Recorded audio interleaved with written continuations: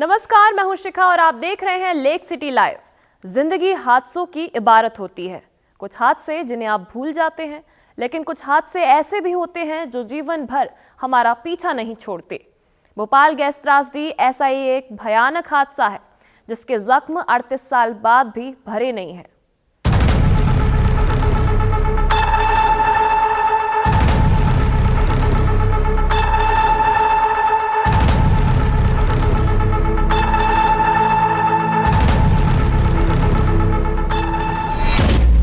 विश्व की सबसे बड़ी औद्योगिक त्रासदी भोपाल गैस त्रासदी आप सब जानते हैं, सुनकर चौंकते भी हैं।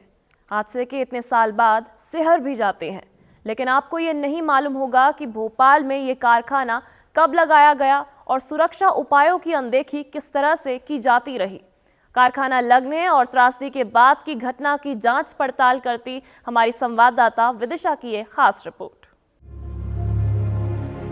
भोपाल में यूनियन कार्बाइड के कारखाने की स्थापना सन 1975 में वॉरेन एंडरसन के द्वारा की गई थी। इस कारखाने में एवररेडी बैटरी, बेकलाइट, पेस्टिसाइड और रॉकेट फ्यूल का उत्पादन होता था। कारखाना लगाने के बाद भी घटनाएं होती रही है। अखबारों में समाचार आते रहे, असेंबली में भी बात पहुंची, लेकिन सरकार ने इसे कभी गंभीरता से नहीं लिया, जिसका परिणाम विश्व की सबसे बड़ी औद्योगिक त्रासदी के रूप में हमारे सामने आया। उस त्रासदी को जिन लोगों ने देखा वो क्या कहते हैं, सुनिए उनकी जुबानी। मजदूरी नहीं बनती मेरे से, सांस भर आती है, आंखों से दिखता नहीं है और हाथ पैर में सूजन रहती है 24 घंटे, बनता नहीं है। अब पति नहीं है तो कौन कमाए? बच्चे छोटे छोटे हैं, वो थोड़े कमाएंगे, उनका पेट तो मुझे ही भरना है। कारखाने से निकलने वाली जहरीली MIC गैस से किसी के सर से माँ बाप का साया उठा तो किसी के माथे का सिंदूर मिटा, किसी की आंखों की रोशनी गई तो किसी के होठों से मुस्कुराहट। गैस पीड़ित जब उस रात पर नजर डालते हैं तो ये नहीं समझ पाते कि जो जुर्म उन्होंने किया ही नहीं, उसकी सजा उन्हें क्यों दी गई। गैस त्रासदी के 38 साल और सरकारों के रवैये को देखकर इर्तिजा निषाद का शेर जुबां पर आ जाता है। कुर्सी है कोई तेरा जनाजा तो नहीं है, कुछ कर नहीं सकते तो उतर क्यों नहीं जाते। मैं विदिशा बड़किलवार, कैमरा पर्सन उज्जवल राय के साथ lake City Live, Bhopal. Bhopal gas त्रासदी, जिसे आप सब जानते हैं, ये एक दिन की लापरवाही की घटना नहीं है। फैक्ट्री लगने के बाद मैनेजमेंट द्वारा सुरक्षा उपकरणों की अनदेखी विश्व की सबसे बड़ी औद्योगिक त्रासदी का कारण बन गया। गैस त्रासदी के पीड़ितों पर पेश है प्रज्ञा पांडे की एक खास रिपोर्ट। भोपाल गैस त्रासदी पूरी दुनिया के औद्योगिक इतिहास की सबसे बड़ी दुर्घटना है। 2 और 3 दिसंबर की इस दरमियानी रात को भोपाल यूनियन कार्बाइड फैक्ट्री से निकली जहरीली गैस मिथाइल आइसोसाइनाइड के रिसाव ने हजारों लोगों की जान ले ली थी। किसी भी आपदा को समझने और उससे सीखने के लिए सबसे महत्वपूर्ण है कि हम उसके कारण को गहराई से समझें। शायद तभी हम समझ पाएंगे कि इस हृदय विदारक घटना के पीछे कौन जिम्मेदार था और भविष्य में ऐसे मैनमेड डिजास्टर्स ना हो, उसके लिए हम क्या निर्णय ले सकते हैं। इन महत्वपूर्ण प्रश्न के उत्तरों तक पहुंचने के लिए हमें पहले फैक्ट्री की कार्यप्रणाली को समझना होगा। यूनियन कार्बाइड फैक्ट्री में तरल मिथाइल आइसोसाइनाइड का प्रयोग सेविन नामक कीटनाशक बनाने में किया जाता था। जब ये MIC नेप्थॉल नामक केमिकल से मिलता है तो सेविन कीटनाशक का निर्माण होता है। हानिकारक गैस को रिसने से रोकने के लिए फैक्ट्री संयंत्र में कई तरह के सुरक्षा उपायों का प्रावधान होता है, जैसे कि तरल MIC के टैंक को हमेशा उसकी आधी क्षमता तक ही भरा जाता है। MIC को ठंडा रखने के लिए साथ में फ्रीजिंग पॉइंट भी जरूरी होता है। हानिकारक गैसों को गैर विषैला करने के लिए उनको वेंट से बाहर निकलने से पहले कास्टिक सोडा से रिएक्शन की जाती है और फिर फ्लेयर टावर में विषैली गैस को जला दिया जाता है। जांच रिपोर्ट के अनुसार नवंबर 1984 तक कारखाने के कई सुरक्षा उपकरण ना तो ठीक हालात में थे और ना ही सुरक्षा के अन्य मानकों का सही से पालन किया गया था। सुरक्षा के सभी मैनुअल्स अंग्रेजी भाषा में थे, जबकि वहां कार्य करने वाले कर्मचारियों को अंग्रेजी भाषा का जरा भी ज्ञान नहीं था। पाइप की सफाई करने वाले हवा के वेंट और फ्लेयर टावर ने भी काम करना बंद कर दिया था। समस्या ये थी कि टैंक संख्या 690 में नियमित रूप से ज्यादा MIC गैस भरी थी तथा गैस का तापमान भी निर्धारित 4.5 डिग्री की जगह 20 डिग्री था, क्योंकि MIC को कूलिंग स्तर पर रखने के लिए बनाया गया फ्रीजिंग पॉइंट भी पावर का बिल कम करने के लिए बंद कर दिया गया था। घटना वाली रात को रखरखाव की कमी की वजह से फैक्ट्री के टैंक नंबर 610 में जहरीली मिथाइल आइसोसाइनाइड गैस से पानी मिल गया था। इस घटना के बाद रासायनिक प्रक्रिया शुरू हुई और इसके परिणाम स्वरूप टैंक में दबाव बढ़ गया। क्योंकि अनहोनी में काम आने वाले सुरक्षा प्रावधान काम नहीं कर रहे थे, इसलिए कार्बाइड फैक्ट्री से करीब 40 टन गैस का रिसाव हुआ, जिससे हजारों लोगों को अपनी जान से हाथ धोना पड़ा। त्रासदी के लगभग 38 साल बाद भी विचारणीय प्रश्न ये है कि क्या फैक्ट्री मैनेजमेंट और सरकारी अमले की थोड़ी और मुस्तैदी से इस भीषण आपदा को रोका जा सकता था? क्या भारत ने इस त्रासदी से सबक सीख लिया है और भविष्य में ऐसे औद्योगिक हादसे दोबारा ना हो, इसके लिए आवश्यक नियम और जांच प्रक्रिया का पालन किया जा रहा है? Pragya Pandey, Lake City Live, Bhopal. Bhopal gas त्रासदी सिर्फ एक रात की दुखद घटना का नाम नहीं, बल्कि यूनियन कार्बाइड कारखाने से निकलने वाली जहरीली MIC गैस के दुष्प्रभाव अब तीसरी और चौथी पीढ़ी तक पहुंच गए हैं। सरकारों द्वारा इस मामले में न केवल नई रिसर्च को बंद करवा दिया गया, बल्कि पीड़ितों की समस्याओं से भी मुंह मोड़ लिया गया। गैस पीड़ितों की मांगों, इलाज और रिसर्च पर पेश है हमारी संवाददाता सृष्टि जैन की खास रिपोर्ट।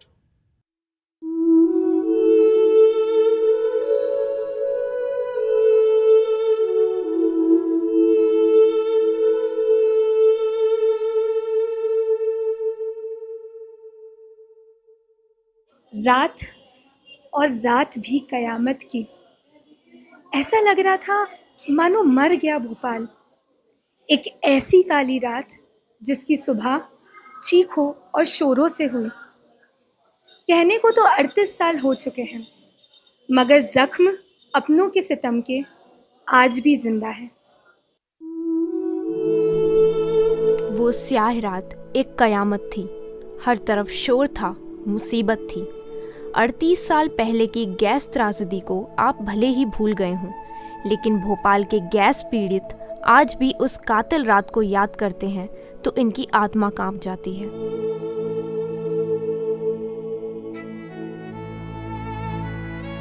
आंखों में जलन, घुटता दम और बेतहाशा खांसी से ऐसा लगता था कि जीवन बचेगा ही नहीं। शहर के बीचों बीच बनी कीटनाशक बनाने वाली यूनियन कार्बाइड फैक्ट्री से रिसने वाली MIC गैस ने जहां एक तरफ हजारों लोगों को मौत की नींद सुला दिया, वहीं जिनकी जान बच गई वो किसी न किसी घातक बीमारी के कारण तिल तिल कर मर रहे हैं। यूनियन कार्बाइड से जो गैस निकली उसमें जो उसका जो जहर है वो पानी में, हवा में, हर जगह मिला हुआ है, तो वो क्या आने वाली पीढ़ी को अफेक्ट कर रहा है। एम्स के डायरेक्टर, वहाँ के डॉक्टर्स के साथ और हमारे गैस राहत के अधिकारियों के साथ एक उच्च स्तरीय बैठक की, क्योंकि हम ये देख रहे हैं कि गैस पीड़ितों में बड़े स्तर पर कैंसर की बीमारी की शिकायतें मिल रही हैं। भोपाल गैस त्रासदी को 4 दशक होने वाले हैं और अब गैस प्रभावित बस्तियों में रहने वालों की तीसरी और चौथी नस्लों पर भी इसका असर देखा जा रहा है।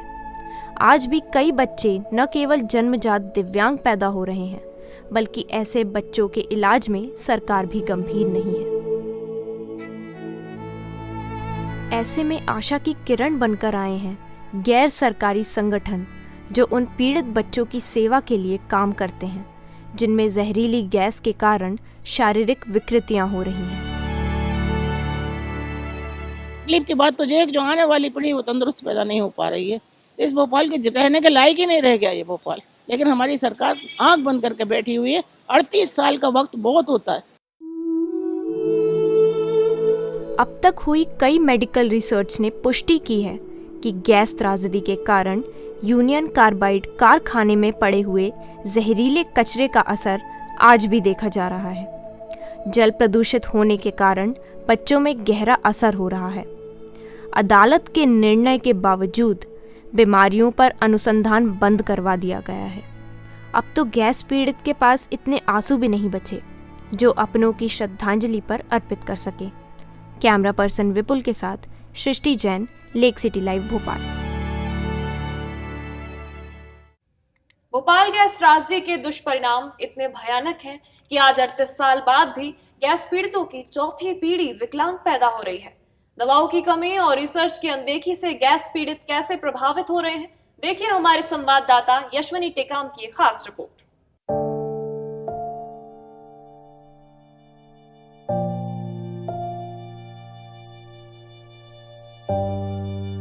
2 और 3 दिसंबर की दरमियानी रात यूनियन कार्बाइड से निकलने वाली MIC गैस से उस रात जहां हजारों की मौत हुई, वहीं लाखों आज भी उसके दुष्परिणाम से मौत और जिंदगी के बीच जीवन गुजारने को मजबूर है। जहरीली गैस का असर इतना भयावह है कि अब चौथी पीढ़ी पर भी उसका असर दिखाई दे रहा है। इतनी तकलीफ में है ये बच्चा कि ना ये बैठ पाता, ना चल पाता, ना बोल पाता, ना ये बच्चा देख पाता। अब अगर इसको भूख लगी है तो फिर हमें याद रखना है कि हमें इसको खाना खिलाना है, पानी पिलाना है, तो उसे देख के बहुत तकलीफ होती है कि गैस कहाँ से आई, कैसी हुई। जब हम यहाँ चिंगारी में आए और इस तरह के इतने सारे बच्चों को देखा तो बहुत अफसोस हुआ कि इतने सारे बच्चों की लाइफ खराब हो गई है। गैस त्रासदी से सिर्फ कुछ लोग ही नहीं बल्कि 25,000 से अधिक लोग शारीरिक तौर पर दिव्यांग हो गए। इंसान ही नहीं, हजारों जानवर भी इस त्रासदी के शिकार बने और अब चौथी पीढ़ी इसका खामियाजा भुगत रही है। यहाँ पर हर तरह के बच्चे आते हैं जो दिमाग से विकलांग होते हैं, कुछ हाथ पैरों से, और कुछ बहुत भागने वाले, नोचने वाले बच्चे ऐसे होते हैं, हाइपर बच्चे होते हैं। सरकार द्वारा चंद रुपए देके अपना पल्ला तो झाड़ लिया गया, लेकिन उन गैस विक्टिम्स और उनकी चौथी पीढ़ी जो अब प्रभावित हो रही है, वो अपना दर्द किससे बयां करें। Camera person Yuvraj Singh, Yashwini Tekam, Lake City Live, Bhopal. विश्व की सबसे बड़ी औद्योगिक त्रासदी के बाद सरकार द्वारा गैस पीड़ितों के इलाज और पुनर्वास के दावे तो बहुत किए गए, लेकिन ये दावे और वादे हकीकत नहीं बन सके। जानने के लिए देखिए तेजश्री राजेत्री की ये रिपोर्ट, पुनर्वास का सच। आंखों में आंसू, होठों पे शिकायतें। भोपाल गैस पीड़ितों को मिलना चाहिए था पुनर्वास, मिला 38 सालों का वनवास। श्री राम का वनवास भी 14 सालों में पूरा हो गया था, लेकिन इनके इंतज़ार का अंत तो नज़र ही नहीं आता।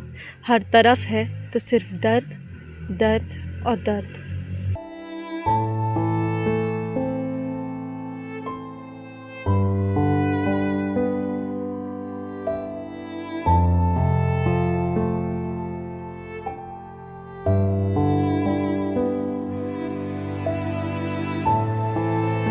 ना घर बचा ना परिवार, मगर ज़िंदगी को फिर एक नए सिरे से शुरू करना, ये ख्याल, ये सवाल झंझोड़ कर रख देता होगा उन लोगों को जिनकी आंखें गवाह हैं भोपाल गैस त्रासदी की उस रात की।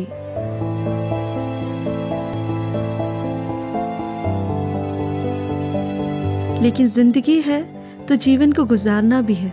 सरकार ने पुनर्वास का वादा तो किया, लेकिन पुनर्वास को भी पुनर्वास की आवश्यकता है। आंखों में प्रॉब्लम होती है, हर कभी सीने में दर्द होता है और सरकार से कुछ भी फ़ायदा नहीं मिला हमें, ना मुआवजा मिलता है, सही तरीके से कुछ भी मदद नहीं मिली है, बहुत कम मुआवजा मिला है लोगों को। इसके चक्कर में हमेशा आए दिन अस्पतालों के चक्कर लगाने पड़ते हैं।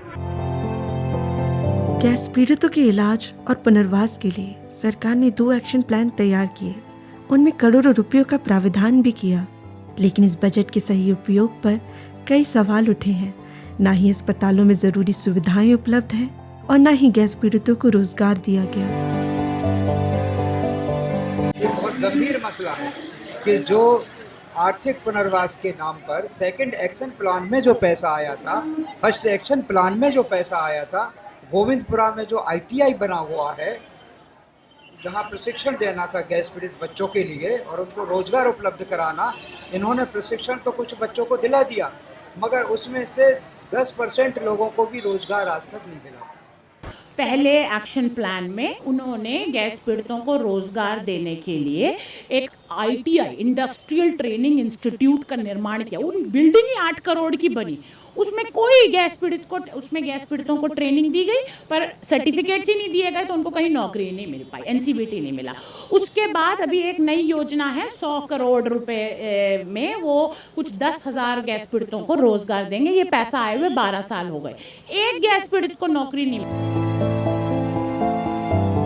सरकार के एक्शन प्लान में पर्यावरण भी शामिल है, लेकिन हजारों मैट्रिक टन जहरीला कचरा आज भी कार्बाइड परिसर में मौजूद है। नजरअंदाज किया जाने वाला ये कचरा जलवायु के लिए खतरा और भविष्य के लिए चेतावनी है।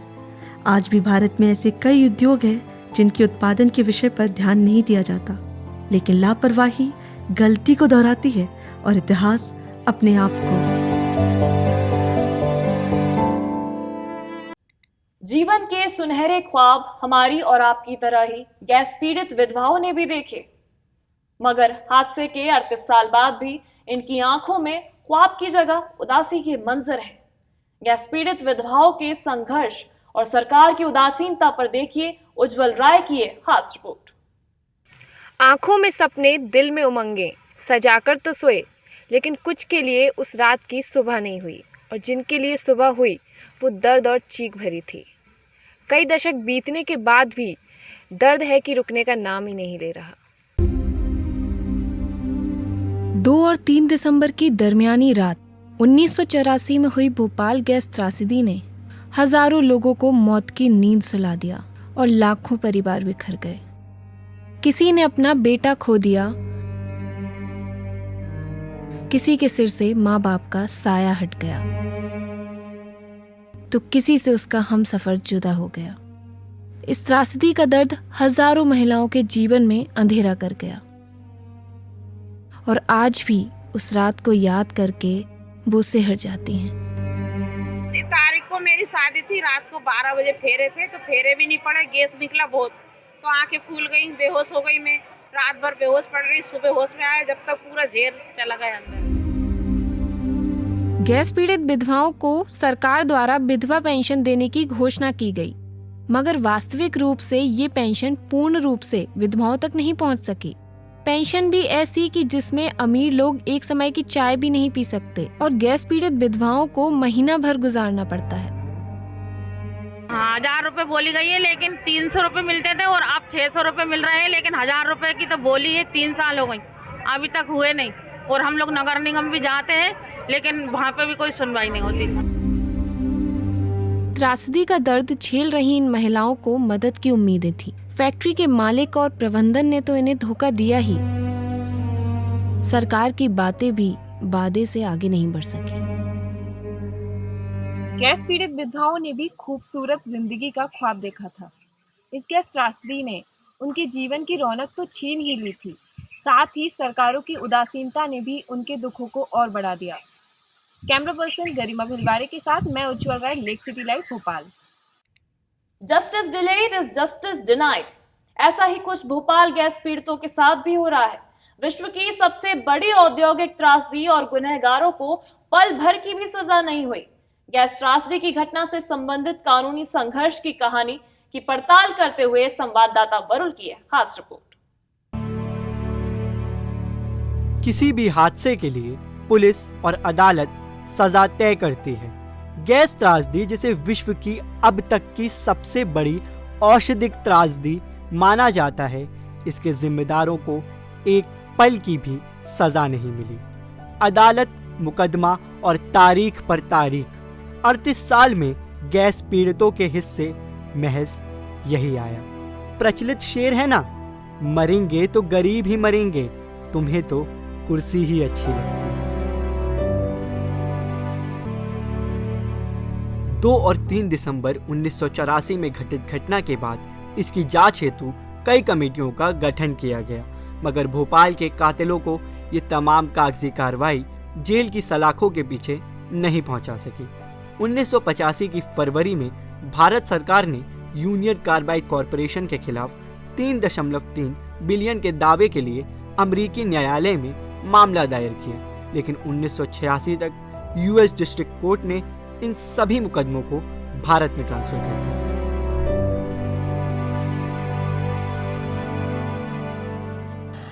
कि वेलफेयर कमिश्नर ने जिसके जिम्मे मुआवजे का वितरण की जिम्मेदारी थी, वहाँ 3,000 के बजाय 15,000 मौतें जो है वो रजिस्टर हुई। वो 15,000 लोगों को मुआवजा दिया गया मौत का। इसके अलावा 1 लाख जहाँ उन्होंने पीड़ित बताए थे, वहाँ 5 लाख से ऊपर पीड़ित लोग जो थे उनको मुआवजा दिया गया। अब जो 3,000 और 1 लाख का मुआवजा था, वो 15,000 मौतों के लिए और 5 लाख से ऊपर पीड़ितों में बांट दिया गया। 1985 में भोपाल गैस रिसाव आपदा अधिनियम पारित किया गया, जिसमें केंद्र सरकार को सभी प्रकार के मुकदमों का एकमात्र प्रतिनिधि बनने का अधिकार दिया गया। 1987 में भोपाल जिला न्यायालय ने यूनियन कार्बाइड कॉरपोरेशन को गैस पीड़ितों को अंतरिम मुआवजे के रूप में 350 करोड़ रुपए का भुगतान करने का आदेश दिया, जिससे उच्च न्यायालय ने घटाकर 250 करोड़ रुपए कर दिया। फरवरी 1989 में सरकार और यूनियन कार्बाइड के बीच समझौते के तहत गैस पीड़ितों के लिए मुआवजा $470 मिलियन की रकम की बात तय की गई। अदालत पर अदालत, तारीख पर तारीख को देखने के बाद मशहूर शायर राहत इंदौरी कहते हैं, इंसाफ जालिमों की हिमायत में जाएगा। ये हाल है तो कौन अदालत में जाएगा? यूनियन कार्बाइड के खिलाफ क्रिमिनल केस आज भी अदालत में चल रहा है। भोपाल गैस पीड़ित हर रोज इंसाफ की गुहार लगा रहे हैं। पीड़ितों के द्वारा याचिकाएं आज तक अदालतों की तारीखों की मोहताज हैं। भोपाल अपने कातिलों से मांग रहा है इंसाफ।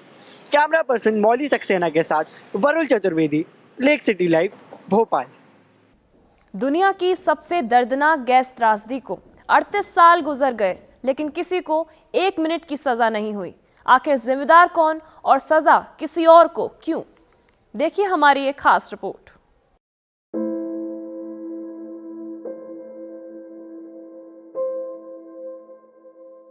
भोपाल का नाम आते ही आंखों के सामने झीलों और तालाबों की नगरी नजर आती है, लेकिन इसी भोपाल में विश्व की सबसे बड़ी औद्योगिक त्रासदी हुई, जिसने इसकी सूरत ही खराब कर दी। गैस पीड़ित बीमार चेहरों को देखकर ये कहना पड़ता है, खुशबुएं रो रो कर पूछती थी, कौन बर्बाद कर गया भोपाल। गैस त्रासदी के बाद गैस पीड़ितों द्वारा अपने अधिकारों को लेकर भोपाल से दिल्ली तक प्रोटेस्ट किया गया। भारत के साथ साथ अमेरिका में भी इस मामले की सुनवाई हुई। सरकारों के हस्तक्षेप के बाद इनकी मुआवजे की राशि भी तय की गई। मुआवजे को लेकर सरकार तो संतुष्ट है, लेकिन गैस पीड़ित क्या कहते हैं ये सुनिए। जब सुप्रीम कोर्ट ने कहा कि हर एक गैस पीड़ित को जो बहुत ही नॉर्मल तरीके से बहुत ही कम गैस लगी उसे 25,000 दिया जाए, तो सरकार ने 93% लोगों को 25,000 की कैटेगरी में डाल दिया। टोटल 7% लोगों को, किसी को 10 लाख, किसी को 5 लाख, किसी को 3 लाख ऐसे दिए, बाकी 93% लोगों को 25,000 दिया। ऐसा नहीं कि सभी गैस पीड़ितों को सरकार ने उचित मुआवजा दिया, बल्कि 93% गैस पीड़ितों को ही 25-25 हजार रुपए बतौर मुआवजा दिए गए, वो भी घटना के 25 साल बाद। लेकिन ये रकम भी एक मुश्त नहीं मिली। इसके लिए गैस पीड़ितों ने न जाने कितने दलालों, वकीलों और डॉक्टरों के चक्कर काटे।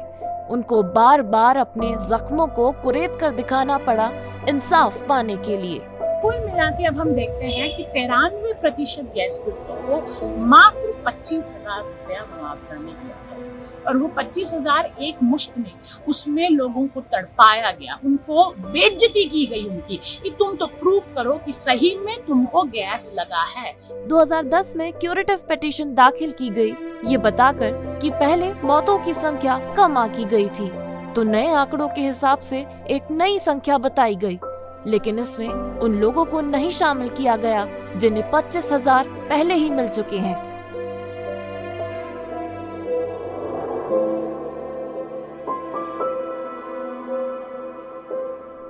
गैस पीड़ित चाहते हैं कि सरकार अस्पतालों के आंकड़े कोर्ट में रखे, ताकि कोर्ट ये तय कर सके कि हमें एक दिन की चोट नहीं, जिंदगी भर की चोटें लगी हैं। हमारे बच्चे असमय मर रहे अलग अलग तकलीफों से जूझकर। गैस पीड़ित अपने दर्द का सम्मानजनक 6 लाख रुपए मुआवजा मांग रहे हैं। भोपाल गैस त्रासदी से सरकारों ने सबक नहीं लिया और इसी तरह मल्टीनेशनल कंपनियों के दबाव में काम करती रही तो और न जाने कितने भोपाल भारत में होंगे ये नहीं कहा जा सकता। कैमरा पर्सन विदिशा बदकेलवार के साथ Shikha Yadav, Lake City Live, Bhopal. उस रात की सुबह तो हुई, लेकिन जिंदगी की खुशियां अपने साथ ले गई। जहरीली गैस से सिर्फ पर्यावरण दूषित नहीं हुआ, बल्कि भूजल और मिट्टी भी प्रभावित हुई। देखिए हमारी संवाददाता मौली की ये खास रिपोर्ट।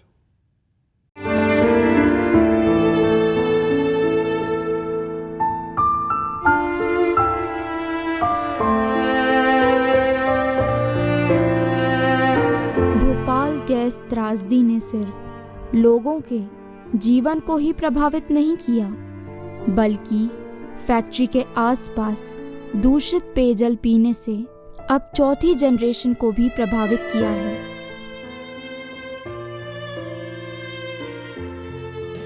अदालत के आदेश के बाद नगर निगम द्वारा पानी तो पहुंचाया जा रहा है, लेकिन यह पर्याप्त मात्रा में नहीं है। अंडरग्राउंड जल प्रदूषित होने के बावजूद यहाँ के लोग उसे पीने के लिए मजबूर हैं।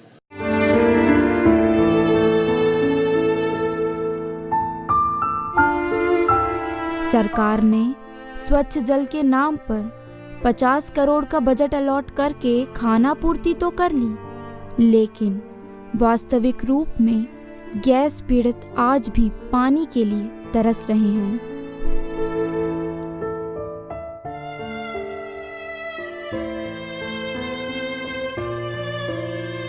जरा सी देर तो नल चलते सारे भरते हैं, हमारा तो घर का नल भी नहीं है, हम तो दूसरे के नलों पे चलाते हैं तो थोड़ी देर चलते हैं वो तो बस। और वहाँ के लोगों ने सालों तक वो भूजल पिया है जिसके अंदर मर्क्यूरी, ऑर्गेनोक्लोरीन्स ऐसे केमिकल हैं जो मस्तिष्क, गुर्दे और बच्चों के अंदर जन्मजात विकृतियाँ पैदा करते हैं। आज एक नई जनरेशन है जो उस जहर की वजह से घायल है।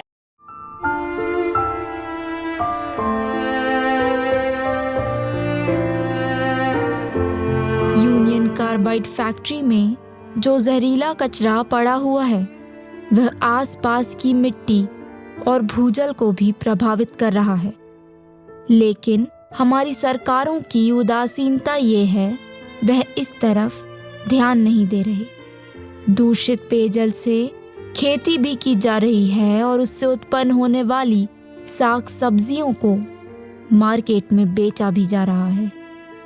गैस पीड़ित इसके दुष्परिणाम को लेकर चिंतित हैं, लेकिन डॉक्टर इस बात को मानने को तैयार नहीं है। और अभी भी गैस राहत की डिस्पेंसरी खुली है, वहाँ पे हम सभी लोगों का इलाज हो रहा है। पर अगर आप प्रैक्टिकली बात करें, जो सीनियर बुजुर्ग लोग थे पिछले 38 के सालों में, वो सब या तो उनकी सब उम्र हो चुकी है और कोई ऐसा व्यक्ति नहीं है जिसको आज भी कोई प्रूव कर सकता है कि अभी भी केमिकल का असर हो रहा है। गैस हादसा पर्यावरण को नुकसान पहुंचाने के साथ साथ कई सारे प्रश्न छोड़ रहा है। अब ये सरकार की जिम्मेदारी है कि उसका निराकरण किया जाए। कैमरा पर्सन तेजश्री के साथ मैं Mauli Saxena, Lake City Live, Bhopal. सरकार के दावे महबूब के वादों से कम नहीं होते। देखने में तो सुहाने लगते हैं, मगर धरातल पर इनका वजूद नहीं होता है। सरकारी वादों के इंतजार में गैस पीड़ितों ने जीवन के 38 साल गुजार दिए, लेकिन उम्मीदों का काला साया खत्म होने का नाम नहीं ले रहा है। सरकार की उदासीनता और गैस पीड़ितों के संघर्ष पर देखिए हमारी संवाददाता गरिमा की एक खास रिपोर्ट। तेरे वादे पे जिए हम तो ऐ जान छूट जाना, कि खुशी से मर ना जाते अगर एतबार होता। गालिब की इन पंक्तियों में दर्शाया गया दर्द भोपाल गैस पीड़ितों के जीवन का अटूट हिस्सा बन चुका है। इलाज और पुनर्वास के नाम पर पिछले 38 सालों से सरकारों द्वारा उनसे वादा ही किए जा रहा है। यह वादा गैस पीड़ितों को राहत देने के बजाय अब उनके जख्म को और गहरा कर रहा है। अब तो गैस पीड़ित सरकारी वादे से इतना निराश हो गए हैं कि यह कहते हैं कि काश उस रात मौत आ गई होती तो आज ये दर्द न सहना पड़ता। लाइट ऐसी लग रही है सुइयां गड़ रही हैं आंखों के अंदर, इतनी तकलीफ हो रही थी कि ऐसा लग रहा था बस किसी तरह से दम निकल जाए, और लोग यही कह रहे थे कि बस किसी तरह से मौत आ जाए। उस दिन मौत बहुत प्यारी लग रही थी। खुशकिस्मत थे जो उस रात ख़त्म हो गए, और जो बदनसीब थे जो आज की दिन देखने को जिंदा हैं। गैस पीड़ितों के संघर्ष और लंबी लड़ाई के बाद सरकारों ने इन मजलूमों को मदद के लिए कई घोषणाएं की, नई नई उम्मीदें दी, लेकिन इन उम्मीदों के पूरा होने का इंतजार अब उनके घाव को और कुरेदने का काम कर रहा है। लेकिन अब भी इन्होंने हार नहीं मानी है और त्रासदी के 38 साल बाद अब गैस पीड़ित सांसद जाकर आंदोलन की बात कर रहे हैं। तो इस बार हम लोग चाहते हैं कि अब हम दिल्ली में जाकर केंद्र सरकार के रसायन मंत्री से मिलें और उनसे ये बात कहें कि आप सही आंकड़े हमारे पेश करो। हम आपके जेब से कुछ नहीं मांग रहे हैं, हम कंपनी से मांग रहे हैं। अगर आप आंकड़े देंगे तो कंपनी को मुआवजा देना पड़ेगा, अगर आंकड़े नहीं देंगे तो कंपनी मुआवजा क्यों देगी। सरकार के दिलासों और वादों से भरोसा उठने के बाद अब गैस पीड़ितों की उम्मीद केवल सुप्रीम कोर्ट से है, क्योंकि अब तक गैस पीड़ितों को जो भी मिला अदालत के हस्तक्षेप से मिला है। यही कारण है कि गैस पीड़ितों की उम्मीद का केंद्र बिंदु एक बार फिर अदालत बन गई। उम्मीद पर दुनिया कायम है, लेकिन यहाँ उम्मीदों के काले बादल छटने को तैयार ही नहीं है। गैस पीड़ितों की चल रही 38 साल से ये लड़ाई अभी तक जारी है। इस संघर्ष और दर्द के बाद भी उन्हें उम्मीद है कि उन्हें न्याय मिलेगा और उनके जीवन में सुधार होगा। कैमरा पर्सन तेजश्री के साथ मैं गरिमा भिलवारे, लेक सिटी लाइव, भोपाल। कभी कभी छोटी सी लापरवाही इतना बड़ा हादसा बन जाती है जिसकी आप कल्पना भी नहीं करते। भोपाल गैस त्रासदी में ऐसा ही कुछ हुआ। छोटे छोटे हादसे होते रहे और शासन प्रशासन उनको नजरअंदाज करता रहा। भोपाल गैस त्रासदी पर वरिष्ठ पत्रकार ललित शास्त्री ने अपने अनुभव लेक सिटी लाइव के साथ साझा किए। घर न लौटे हमीदी अस्पताल की तरफ बढ़ गए। वहाँ तो और ज़्यादा सड़कों पे बगल बगल में लोग गिरे पड़े हुए हैं और कोई उनको उठा रहा है, और जैसे जैसे अस्पताल पहुँचे वो दृश्य का आज हम सोच सकते हैं। दहशत होती है वो दृश्य जो देखा हमने, पर उसको हम शब्दों में पिरो के बता नहीं सकते। इतना भयावह दृश्य था। लोग मरे पड़े थे और डॉक्टर दौड़ रहे हैं, नर्सेस दौड़ रही हैं, चारों तरफ हाहाकार मचा हुआ था। और वही लोग सांस लेने की कोशिश कर रहे हैं, मुंह से उल्टी हो रही है, आंखें पानी से भरी हुई हैं, मक्खियाँ भिनभिना रही हैं। एक अजीब दृश्य था। जो लोग गैस अफेक्टेड हैं वो लोग बहुत ज़्यादा और बहुत जल्दी बीमार हो, क्योंकि उनका जो रोग प्रतिरोधक क्षमता है वो बिल्कुल गिर गई है। और ये कौन लोग हैं ये भी ध्यान देने की बात है। ये वो लोग हैं जो कारखाने के पास रहते थे।